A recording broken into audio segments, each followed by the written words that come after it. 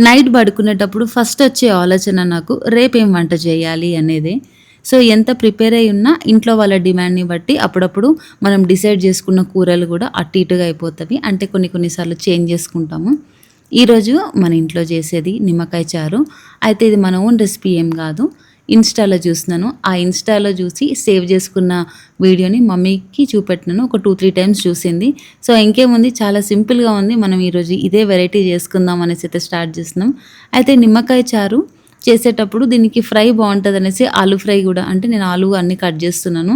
ఈలోపు మమ్మీ కావాల్సినవన్నీ మిక్సీ పట్టేసింది అండ్ స్టార్ట్ జేసేసింది.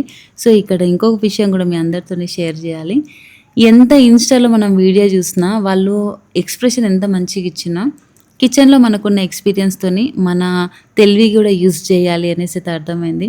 మన ఛానల్‌లో ఎన్ని ఇన్‌స్టా ఇన్‌స్పైర్డ్ రెసిపీస్ పెట్టినో ప్రతి ఒక్కటి అంటే కొన్ని హిట్ అయినవున్నయి, కొన్ని ఫ్లాప్ అయినవున్నవి. సో, ఈరోజు ఇదొచ్చేసి చాలా దారుణంగా ఫ్లాప్ అయింది. అసలు అంత కందిపప్పు, అన్ని మిరియాలు, జీలకర్ర, ఎల్లిపాయలు, కరివేపాకు, గ్యాస్ ఇవన్నీ వేస్ట్ అయిపోయినవి.